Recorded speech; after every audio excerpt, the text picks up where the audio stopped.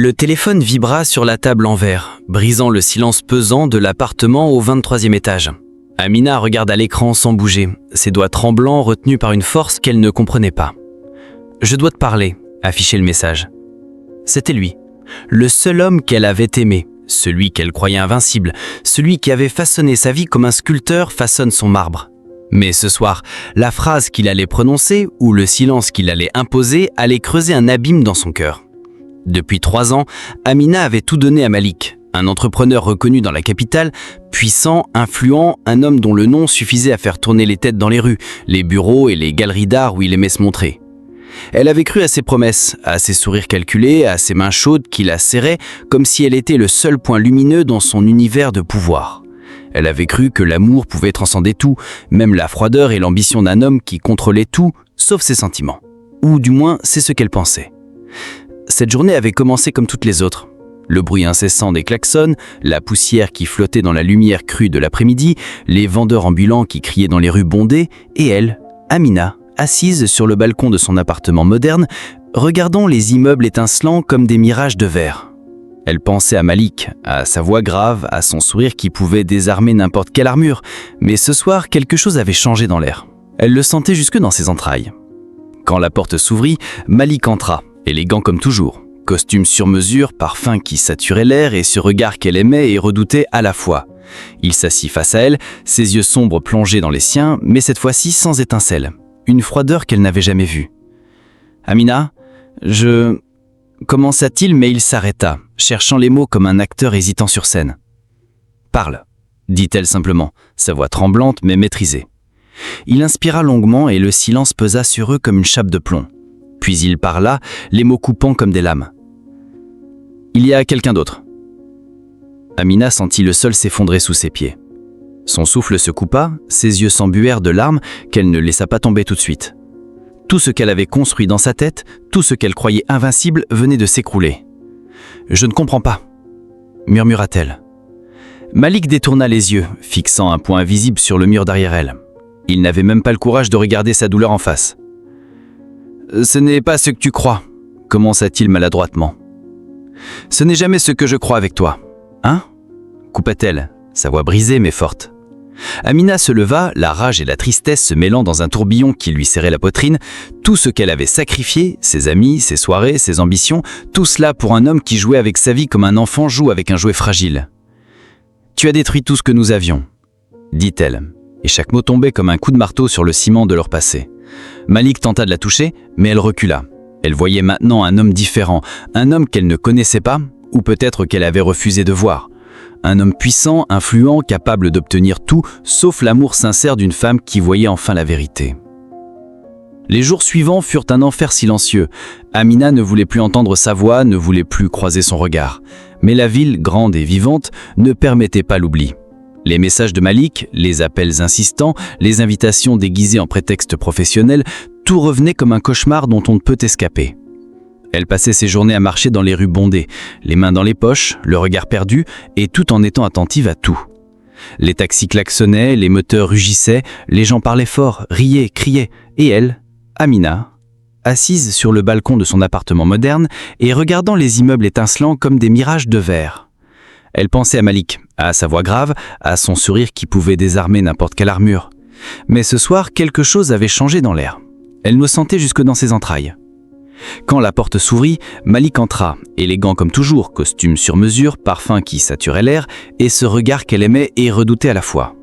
Il s'assit face à elle, ses yeux sombres plongés dans les siens, mais cette fois-ci sans étincelle, une froideur qu'elle n'avait jamais vue. « Amina, je... » commença-t-il, mais il s'arrêta, cherchant les mots comme un acteur hésitant sur scène. « Parle », dit-elle simplement, sa voix tremblante mais maîtrisée. Il inspira longuement et le silence pesa sur eux comme une chape de plomb. Puis il parla, les mots coupants comme des lames. « Il y a quelqu'un d'autre. » Amina sentit le sol s'effondrer sous ses pieds. Son souffle se coupa, ses yeux s'embuèrent de larmes qu'elle ne laissa pas tomber tout de suite. Tout ce qu'elle avait construit dans sa tête, tout ce qu'elle croyait invincible venait de s'écrouler. « Je ne comprends pas », murmura-t-elle. Malik détourna les yeux, fixant un point invisible sur le mur derrière elle. Il n'avait même pas le courage de regarder sa douleur en face. « Ça n'est pas ce que tu crois, commença-t-il maladroitement. Ce n'est jamais ce que je crois avec toi, hein? Coupa-t-elle. Sa voix brisée mais forte. Amina se leva, la rage et la tristesse se mêlant dans un tourbillon qui lui serrait la poitrine. Tout ce qu'elle avait sacrifié, ses amis, ses soirées, ses ambitions, tout ça pour un homme qui jouait avec sa vie comme un enfant joue avec un jouet fragile? Tu as détruit tout ce que nous avions, dit-elle. Et chaque mot tombait comme un coup de marteau sur le ciment de leur passé. Malik tenta de la toucher, mais elle recula. Elle voyait maintenant un homme différent, un homme qu'elle ne connaissait pas, ou peut-être qu'elle avait refusé de voir. Un homme puissant, influent, capable d'obtenir tout, sauf l'amour sincère d'une femme qui voyait enfin la vérité. Les jours suivants furent un enfer silencieux. Amina ne voulait plus entendre sa voix, ne voulait plus croiser son regard. Mais la ville grande et vivante ne permettait pas l'oubli. Les messages de Malik, les appels insistants, les invitations déguisées en prétexte professionnel, tout revenait comme un cauchemar dont on ne peut escaper. Elle passait ses journées à marcher dans les rues bondées, les mains dans les poches, le regard perdu, et tout en étant attentive à tout. Les taxis klaxonnaient, les moteurs rugissaient, les gens parlaient fort, riaient, criaient, et elle se sentait comme un fantôme invisible, flottant dans la vie des autres sans y partenir. Ses amis la regardaient, inquiets, sans comprendre. « Il n'en vaut pas la peine », disait-il, mais elle savait qu'il ne comprenait rien à la puissance de la trahison quand l'amour et la confiance sont liés. Elle avait cru à Malik, elle l'avait placé sur un piédestal et il l'a jeté de là, comme si elle n'avait jamais compté. Puis vers les révélations, par un hasard cruel, Amina découvrit l'existence de Leila, la femme qui partageait désormais le monde de Malik. Pas une inconnue, mais une collègue influente, belle, ambitieuse, capable de séduire un homme par son charme et son opportunisme. Elle reçut des messages, des photos volées, des témoignages de proches, et chaque preuve était un coup de poignard dans son cœur. Elle se rappelait de leur premier rendez-vous, des rires chargés, de ses promesses de fidélité et de dévotion. Tout cela était un décor, un théâtre qu'elle avait cru réel. Et cette découverte transforma sa colère en quelque chose de plus cruel. La honte de s'être trompée, la rage contre elle-même d'avoir été naïve, et la douleur infinie d'avoir été par celui qu'elle aimait. Elle se réfugiait dans le travail. Chaque dossier, chaque réunion, chaque décision devint un moyen de fuir la réalité. Mais même au milieu des gratte-ciel et des bureaux climatisés, l'ombre de Malik la suivait. Les gens parlaient, les rumeurs circulaient. Un homme puissant comme lui ne pouvait se contenter que d'une seule femme. Et tous ceux qui avaient été témoins de leur bonheur semblaient complices, silencieux, regardant de loin le désastre qu'il avait créé. Un soir, épuisée et vide, elle se retrouva seule sur le toit de son immeuble. La ville s'étendait sous elle, lumineuse, bruyante, indifférente à sa douleur. Les néons peignaient des couleurs sur ses yeux rougis. Elle pensait à tout ce qu'elle avait perdu, à tout ce qu'elle avait cru construire. Et dans le vent qui frappait son visage, elle sentit quelque chose de froid et de définitif, le début de sa renaissance. Elle comprit que l'homme qu'elle aimait n'était pas le centre de son univers, que son pouvoir, sa richesse et son influence ne pouvaient pas remplacer la sincérité, l'attention et le respect, que personne ne peut posséder le cœur d'un autre, même avec tous les moyens du monde. Les semaines suivantes firent un mélange de confrontation et de distance imposée. Elle rencontra Malik une dernière fois dans son bureau, un espace froid et trop grand où chaque meuble semblait être un obstacle à sa colère. « Pourquoi, Malik ?» demanda-t-elle d'une voix qu'elle voulait ferme. « Tu sais, balbutia-t-il, incapable de répondre, comme un homme qui voit sa forteresse s'effondrer. Elle ne lui donna pas la satisfaction de pleurer devant lui. Elle tourna les talons et partit, laissant derrière elle non pas un homme qu'elle aimait, mais une illusion qu'elle avait nourrie trop longtemps. Peu à peu, la vie reprit ses couleurs. Les rues de la ville, autrefois oppressantes et bruyantes, devinrent de témoins muets de sa reconstruction. Amina recommença à rire, à parler, à exister pour elle-même. Elle rencontra des nouvelles personnes, mais jamais elle ne laissa quelqu'un occuper la place que Malik avait trahie. Elle apprit à dire non, à poser ses limites, à protéger son cœur. Elle comprit que la trahison, aussi douloureuse soit-elle, peut être un catalyseur.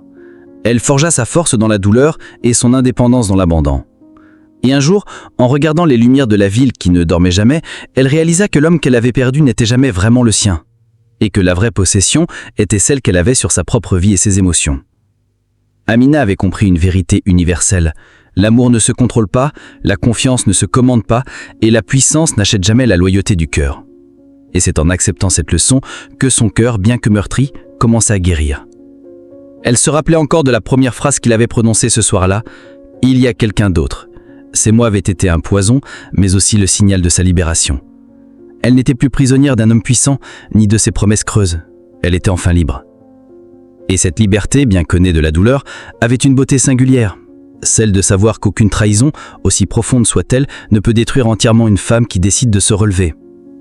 La morale était claire et Amina la porta comme un étendard silencieux. La trahison peut briser, mais elle peut aussi révéler la force cachée.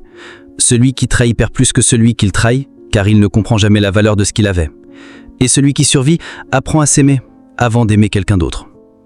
Elle descendit du toit, les mains dans les poches, le regard droit, prête à affronter la nuit de la grande ville, prête à se reconstruire, prête à ne jamais dépendre de l'amour d'un autre pour exister.